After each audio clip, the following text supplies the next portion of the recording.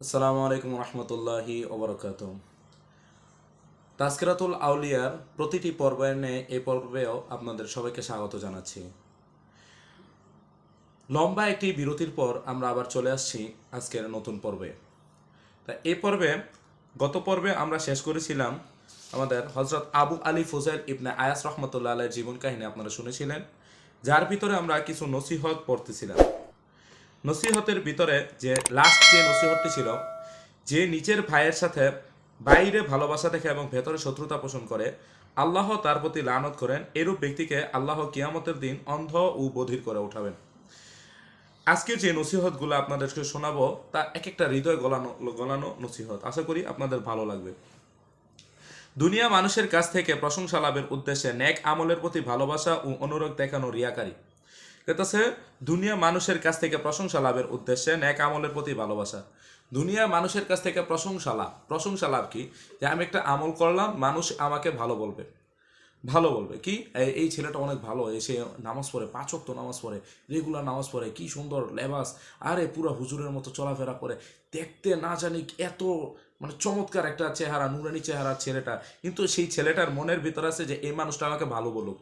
তো মনের ভিতরে এই বিষয়টা আছে বিধায় তা ও অনুরাগ দেখানো রিয়াকারী। সে রিয়াকারী মানে কি? সে লোক দেখানো ইবাদত করলো, তাকে আমরা রিয়াকারী বলবো। আর মানুষকে সন্তুষ্ট করার জন্য নেক আমল করা শিরক। মানুষকে সন্তুষ্ট করার জন্য যদি কেউ নেক আমল করে, সেটা শুধু মানুষকে সন্তুষ্ট করা হলো, আল্লাহকে আর সন্তুষ্ট করা হলো না, বিধায় ওটা শিরক। এই দুটি অবস্থা থেকে আল্লাহ পাক তোমাকে রক্ষা করলেই বুঝবে তোমার তোমার মধ্যে ইখলাস রয়েছে। যদি এই দুইটা অবস্থা থেকে আল্লাহ পাক আপনাকে আমাকে রক্ষা করে, তাহলে আমরা বুঝতে পারবো যে আমাদের ভিতরে ইখলাস অবশিষ্ট আছে। আল্লাহ পাক যখন যে অবস্থা রাখেন সেই অবস্থার উপর সন্তুষ্ট থাকা, রেজা, এবং তাই প্রকৃত জোহদ অর্থাৎ সংসার বিরাগ। আল্লাহ তত্ত্ব জ্ঞানীদের আল্লাহর সকল কাজে সন্তুষ্ট থাকতে পারেন। যে ব্যক্তি আল্লাহকে চেনার মতো চিনতে পেরেছে, যে ব্যক্তি আল্লাহকে চেনার মতো চিনতে পেরেছে, সেই ব্যক্তি আল্লাহর এবাদত যেমন করা উচিত তেমন এবাদত করতে পারে।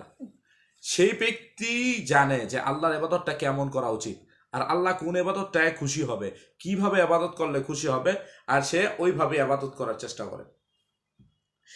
আর আল্লাহ ভিন্ন দুনিয়ার কারো সাহায্যের মুখাপেক্ষি না হওয়াই প্রকৃত বীরত্ব। আজকাল আমরা বীরত্ব দেখাই যে এই ভাই আমারে চেনেন, এটা সেটা নানান কিছু। তা এখন আপনি কি লেভেলের বীর যে আপনি বিভিন্ন জায়গায় চাঁদার জন্য দৌড়ান, যে হে ভাই আমাকে এটা ট্যাক্স দাও, ওটা ট্যাক্স দাও, অটো চলতেছে ট্যাক্স দাও, এটা ট্যাক্স দাও, সব কিছু ট্যাক্স দাও, চাঁদার জন্য দৌড়ান, আপনি কাজ করেন না, বউ পিডান, তারপরে আরো বহুত বিভিন্ন সাবজেক্ট আছে যেগুলোর কারণে আপনি নিজের বীরত্ব প্রকাশ করতেছেন। বাস্তবে এটা বীর না। যে আল্লাহ ছাড়া অন্য কারো কাছে সাহায্যের মুখাপেক্ষী না, সেই হলো প্রকৃত বীর। প্রথম প্রকৃত নির্ভরশীল সে যে সর্ববিষয়ে আল্লাহর উপর নির্ভর করে এবং জাহের ও বাতেন তার প্রত্যেক নির্দেশকে মাথা পেতে গ্রহণ করে। যদি কেউ তোমাকে জিজ্ঞেস করে তুমি আল্লাহকে ভালোবাসো কিনা, তাহলে নীরব থেকো। এটা হলো সবচাইতে গুরুত্বপূর্ণ প্রশ্ন। যদি কেউ তোমাকে জিজ্ঞেস করে, হ্যাঁ আমাদের যদি জিজ্ঞেস করে ভাই আল্লাহ আপনি কি আল্লাহকে ভালোবাসেন, আমি বলবো হ্যাঁ আমি আল্লাহকে ভালোবাসি, আমি আল্লাহকে ভালোবাসি। তা অনেক একবারে সত্য কথা বলবো, কিন্তু এই জায়গায় উনি কি বলতেছেন দেখেন। কেন বলতেছে তুমি নীরব থাকো? কেননা যদি উত্তর দাও যে ভালোবাসি না, যদি উত্তর দাও যে না আল্লাহর আমি ভালোবাসি না, তাইলে কি তুমি কাফের হয়ে যাবে। আর যদি বলো হ্যাঁ ভালোবাসি, যদি বলো কি হ্যাঁ ভালোবাসি, তাহলে যেহেতু তোমার কার্যাবলী আল্লাহর দোস্তদের কার্যাবলীর মতো না, হ্যাঁ আল্লাহকে ভালোবাসতে হলে আল্লাহর দোস্তের মতো অবস্থান থাকতে হবে, ওই রকম ভাবে তোমার চলতে হবে, ওই রকম ভাবে আল্লাহর বন্ধু হতে হবে, তাহলে তুমি আল্লাহকে প্রকৃত ভালোবাসো। তো বন্ধুর মতো না, সুতরাং তুমি মিথ্যাবাদী বলে গণ্য হবে। যদি তোমার অবস্থান এইরকম না হয়, তোমার অবস্থান আল্লাহ তাআলার ভালোবাসাকারীদের মতো না হয়, তাহলে কি তুমি একজন গুনাহাগার, মিথ্যাবাদী হবে। সে যে ফাসিক লোকের সাথে বসে মন খুলে আসে, ফাসিক যে বেটা বাটপার, ফাসিক মিথ্যা কথা বলে, তা এই লোকের লগে পয়সা সে মন খুলে আরামে হাসতেছে, আরে ভাই জানেন না কি হয়েছে, কয়ে হাসতেছে। তা এই যে হাসতেছে, সে নিজের মুসলমানিকে ধ্বংস করার চেষ্টা করে। যদি কেউ চতুষ্পদ জন্তুর প্রতি লানত করে, যদি কেউ চতুষ্পদ জন্তু, যে এই গরুটা আমার ছাগল, মানে এই গরুটা ইয়া পুরো আমার মানে কি ধান ক্ষেতটা শেষ করে লাইছে, আল্লাহ গজব ভালো এই গরুর উপরে, তা এই যে কথাগুলো বলতেছে লানত করে সে, তাহলে সে পশু বলে তোমার ও আমার উভয়ের পক্ষ থেকে আমিন, আর তোমার ও আমার মধ্যে যে অধিক নাফরমান এ লানত তার উপরে পতিত হোক।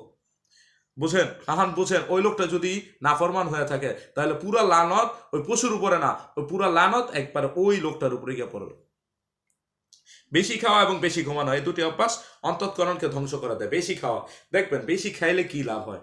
বেশি খাইলে অনেক সময় আমল করতে মন চায় না, পেটটা ভরা ভরা থাকে, একটু আরাম করে নেই। আরাম, এখন আরাম করতে গেলেন দিলেন ঘুম, জোহরের টাইমে মনে করেন একবারে পেট পুরা খাইলেন, খাবারটা আজকে মজা হয়েছে, পেট পুরা খাওয়ার পর আপনি দিলেন ঘুম, শান্তিতে আরামে ঘুমাইলেন। এখন এই ঘুম থেকে যখন সজাগ হইলেন দেখলেন মাগরিবের আজান দেয় দেয় অবস্থা, যেটা আমার নিজের সাথে ঘটে, আমি কি বলবো, তা আমার নিজের সাথে ঘটে, এটাই বলতেছি, মাগরিবের আজান দেয় দেয় অবস্থা, সেটা অন্তরকে ধ্বংস করে দেয়। তোমাদের মধ্যে দুটি স্বভাব রয়েছে যা মূর্খতার মূল। তো এই জায়গায় নসিহতমূলক কথা যে বলতেছেন, হযরত বলতেছেন তোমাদের ভিতরে দুইটা স্বভাব আছে যা মূর্খতার মূল। এক, কোন আশ্চর্য বিস্ময়কর ব্যাপার না দেখে আসা। এখন কেউ আপনারা একটা আশ্চর্যকর বিষয়গুলো কইতেছে, যখন আপনি এটা দেখেন নাই, হয় এমনি আসতেছেন, আপনি একটা মূর্খ। মানুষকে নেক কাজের উপদেশ দেয়া কিন্তু নিজে তদনুরূপ আমল না করা, রাত জেগে এবাদত করতে অলসতা করা, এটা আমার মতো, আমি একজন মূর্খ ধরতে গেলে। মানুষকে নেক কাজের আমলের দাওয়াত দিতেছি ঠিক, কিন্তু এইটার ভিতরে আমি নিজেই কাজগুলো করতেছি না, এই রাত জেগে আবাদত করতে অলসতা, আরে ভাই শীত কি করবো, কম্বলের জন্য উঠতে পারি না, এটা সেরা, এই যে কাজগুলো করা, অলসতা করা, সেই ব্যক্তি মূর্খ। আল্লাহ পাক বলেন হে আদম সন্তানরা, তোমরা আমাকে স্মরণ করলে আমিও তোমাদেরকে স্মরণ করি। আল্লাহ বলতেছেন এ আদম সন্তানরা, এখন দেখেন আল্লাহ তাআলা কত মহব্বতের কথাটা বলতেছে, যে হে আদম সন্তানরা তোমরা আমাকে স্মরণ করো। আমরা এখন যদি বললাম আল্লাহ আল্লাহ আল্লাহ, তা আল্লাহ আমাদেরকে স্মরণ করা শুরু করছে, যা তোমরা আমাকে স্মরণ করলে আমিও তোমাদেরকে স্মরণ করি, কিন্তু তোমরা আমাকে বললে আমি তোমাদের ভুলি না। আল্লাহ তাআলা কত মেহেরবান, যে হ্যাঁ আমরা আল্লাহকে ভুলে গেছি, অনেক দূরে চলে গেছি। আল্লাহ পাক বলেন হে আদম সন্তানরা, তোমরা আমাকে স্মরণ করলে আমিও তোমাদেরকে স্মরণ করি, কিন্তু তোমরা আমাকে ভুললে আমি তোমাদেরকে ভুলি না। যে আল্লাহ তাআলা কত মেহেরবান, যে আমরা আল্লাহ তাআলাকে স্মরণ করলেও আল্লাহ আমাদের স্মরণ করে, কিন্তু আমরা যদি আল্লাহকে ভুলে যাই, অনেক দূরে চলে যাই, গুনাহগার হয়ে যাই, কিন্তু আল্লাহ আমাদেরকে তখনও ভুলে না। কারণ আল্লাহ ওই সময় তাকায় থাকে, বান্দা এবার মনে হয় আমাকে আল্লাহ বলে ডাক দিল, আল্লাহ অপেক্ষায় থাকে। আল্লাহ পাক তার কোন এক রাসূলকে বলেছেন আপনি গুনাহগারদেরকে খোঁজ খবর দেন, প্রদান করুন, তারা তওবা করলে আমি তা কবুল করব এবং তাদের যাবতীয় গুনাহ মাফ করে দেব। আর সিদ্দিক অর্থাৎ উন্নত পর্যায়ের খাঁটি নেককারদের ভীতি প্রদর্শন করুন, যে আমি তাদের পুঙ্খানুপুঙ্খ হিসেব গ্রহণ করলে সকলে আযাবের উপযোগী হবে। কথিত আছে একদিন হযরত ফুজাইল রাহমাতুল্লাহ আলাইহি এর পুত্রের প্রস্রাববদ্ধ হয়ে যন্ত্রণায় নিতান্ত কাতর হয়ে পড়ছিল। মানে হযরত ফুজাইল রহমতুল্লাহ আলাইহির ছেলের প্রস্রাব বন্ধ হয়ে গেছে, তা এই যন্ত্রণায় নিতান্ত কাতর হয়ে গেছে উনিও। হযরত ফুজাইল রহমতুল্লাহ আলাইহি হাত উঠে দোয়া করলেন, হে আমার প্রতিপালক, আমি বন্ধুত্বের কসম দিয়ে আপনার দরবারে আবেদন জানাইতেছি, আপনি একে কষ্ট থেকে মুক্তি দান করুন। তৎক্ষণাৎ পুত্রের অবস্থা আবার স্বাভাবিক হয়ে গেছে। তিনি মোনাজাতে বলতেন, হে এলাহি, আপনি আমার সম্যক অবস্থা জানেন, সব অবস্থা জানেন, ও দেখেন, আমার প্রতি রহম বর্ষণ করুন, আমাকে আযাব দেবেন না, কেননা আমি সম্পূর্ণরূপে আপনার ক্ষমতার অধীন। কথিত আছে 30 বছর পর্যন্ত ফুজাইল রহমতুল্লাহ আলাইকে কেউ হাসাহাসি করতে দেখেনি। আমরা তো সংক্ষিপ্ত কথা কি জোর অট্ট হাসি দেই, কিন্তু 30 বছর পর্যন্ত উনি মৌতের ভয়ে কখনো হাসে নেই। যেদিন তার পুত্রের ইন্তেকাল হয়ে গেছে, সেদিন তিনি হেসেছিলেন। লোকে বলেন, হে খাজা, এটা কি হাস্য করার সময়? তিনি বললেন, আমি জানতে পেরেছি যে আল্লাহ পাক এর মৃত্যুতে খুশি হয়েছেন, আমিও তার সন্তুষ্টির অনুকূল্য রক্ষার জন্য হেসেছি। একদিন এক কারি ফুজাইল রহমতুল্লাহ সামনে মধুর সুরে কোরআন মাজিদের আয়াত তেলাওয়াত করলেন। তিনি বললেন, কারি সাহেবকে আমার পুত্রের কাছে নিয়ে যাও, তিনি তাকে কোরআন মাজিদ তেলাওয়াত করে শোনাবেন, কিন্তু সূরা আল কারিয়া যেন না পড়ে, তার সামনে না পড়ে, কেননা আমার পুত্র ভয়াবহ কিয়ামতের বর্ণনা শুনলে সহ্য করতে পারবে না। কিন্তু ঘটনাক্রমে কারি সাহেব সেখানে গিয়ে এই সূরাই পাঠ করলেন। তা শুনেই তার পুত্র খুব জোরে চিৎকার করে তৎক্ষণাৎ প্রাণ ত্যাগ করলেন। হযরত আব্দুল্লাহ ইবনে মুবারক রাহমাতুল্লাহ আলাইহি বলেন, হযরত ফুজাইল রাহমাতুল্লাহ আলাইহি যখন ইন্তেকাল করেন, তখন প্রকৃতির কি অবস্থা হয়েছিল তা আমি কি বর্ণনা করব।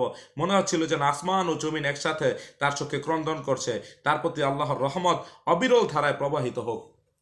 তো আলহামদুলিল্লাহ, আমরা এ পর্যন্ত শুনলাম হযরত আবু আলী ফুজাইল রহমতুল্লাহ আলাইহির জীবন কাহিনী। এই জীবন কাহিনীর ভিতরে আমরা অনেক ঘটনা জানলাম ওনার জীবনে, এবং ওনার নসিহতগুলো শুনলাম। এই নসিহত অনুসারে আল্লাহ পাক আমাদের সবাইকে আমল করবার তৌফিক দান করুক। আজকে আমরা যার জীবন কাহিনী শুরু করব, তিনি হলেন হযরত ইব্রাহিম আদহাম রহমতুল্লাহ আলাইহি। হযরত ইব্রাহিম আদহাম রহমতুল্লাহ আলাইহির জন্ম 179 হিজরি, মৃত্যু 281 হিজরি। 18ই জুমাদিউল আউয়াল শাম দেশে। হজরত ইব্রাহিম আদহাম রহমতুল্লাহ আলাই তৎকালে শ্রেষ্ঠ আল্লাহ বীর ও সিদ্দিক ছিলেন। দুনিয়াতেও তিনি প্রতাপশালী বাদশাহ ছিলেন। সংসার ত্যাগী হয়ে তিনি আল্লাহ তত্ত্বজ্ঞানে শীর্ষস্থান লাভ করেছিলেন। বিশেষ ও সাধারণ সর্বশ্রেণীর লোকের কাছে তিনি সম্মানিত ও প্রিয় ছিলেন। তিনি বহু বুজুর্গানি দিনের সংসর্গ লাভ করেছিলেন। হজরত ইমাম আজম আবু হানিফ রহমতুল্লাহ আলাই এর সোহবতে থেকেও তিনি দিন ইলম হাসিল করেছিলেন। শাইখুল ইরাক হজরত জুনায়েদ বগদাদি রহমতুল্লাহ আলাই বললেন, বাতিনি ইলিমের আলেমদের সমস্ত ইলিমের চাবি ইব্রাহিম আদহাম।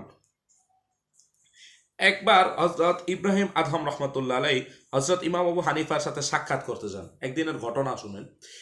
তো সাক্ষাৎ করতে চান, ইমাম সাহেবের মজলিসের লোকেরা তার প্রতি সামান্য অবহেলার দৃষ্টিতে তাকালে ইমাম সাহেব বললেন, তা ইমাম আবু হানিফা রহমতুল্লাহ দরবারে সাক্ষাৎ করতে গেছে। তো মজলিসে যে সমস্ত লোক বসা ছিল, তো সবাই একটু মানে একটা কেমন দৃষ্টিতে তাকাইছে। তো এটা দেখে ইমাম সাহেব বলতেছে, সাইয়্যিদুনা ইব্রাহিম, অর্থাৎ আমাদের সর্দার ইব্রাহিম আদহাম আসেন। ইমাম সাহেবের সহচরেরা তার প্রতি ইমাম সাহেবের এইরূপ সম্মানজনক সম্ভাষণ শুনে বললেন, ইনি এ সর্দারি কেমন করে প্রাপ্ত হলেন? হজরত আবু হানিফা রহমতুল্লাহ আলাই বলেন, আমি জানি তিনি সর্বক্ষণ আল্লাহ পাকের ইবাদতে মশগুল থাকেন। আমরা তো সময় সময় অন্যের কাছে ও মশগুল থাকি। অতএব দেখে নাও তিনি কিরূপ স্তরের লোক, যে এমন কোনো মুহূর্ত বাদ যায় না সে এবাদত ছাড়া যায়। প্রত্যেকটা মুহূর্ত আল্লাহর ইবাদত করে। প্রথম জীবনে ইব্রাহিম আদহাম রহমতুল্লাহ আলাই ছিলেন বলখের প্রতাপশালী বাদশাহ। এই যে ঘটনার জীবনের শুরু। বলখ নামক একটা এরিয়া, ওই এরিয়ার প্রতাপশালী একজন বাদশাহ ছিল হজরত ইব্রাহিম আদহাম রহমতুল্লাহ আলাই। এক বিশাল রাজ্য ছিল তার শাসনাধীন, বিশাল এরিয়া নিয়ে তার রাজ্য।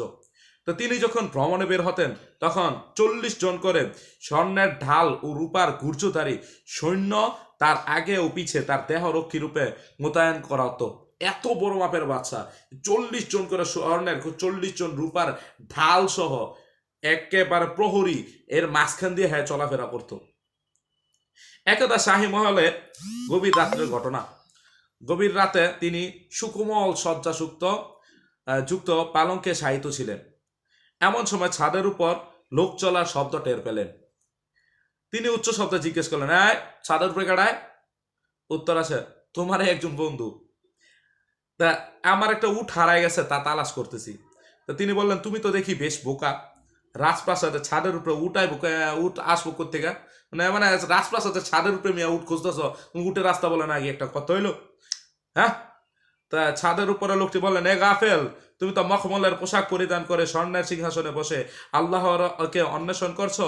এটা ছাদের উপর উট অন্বেষণ করার চেয়ে অধিক আশ্চর্যের বিষয় নয় কি? তুমি তো আল্লাহকে খুঁজতেছো, মখমলের পোশাক পরা আর একটা নরম সুকোমল বিছানার মধ্যে শুয়ে তুমি আল্লাহকে খুঁজতেছো। এটা কি ওই উটের এর চাইতে বেশি বোকামি না? তো অধিক আশ্চর্যের বিষয় না? এই কথা বলে ছাদের উপরের লোকটা অদৃশ্য হয়ে গেছে। তার এই কথায় ইব্রাহিম আদহামের অন্তরে এক প্রকার ভীতির সঞ্চার হলো, ভয় পাইল। ব্যাপার কি? তার হৃদয়ে আগুন জ্বলে ওঠে। তিনি খুব চিন্তিত, পেরেশান এবং ব্যাকুল হয়ে পড়েন।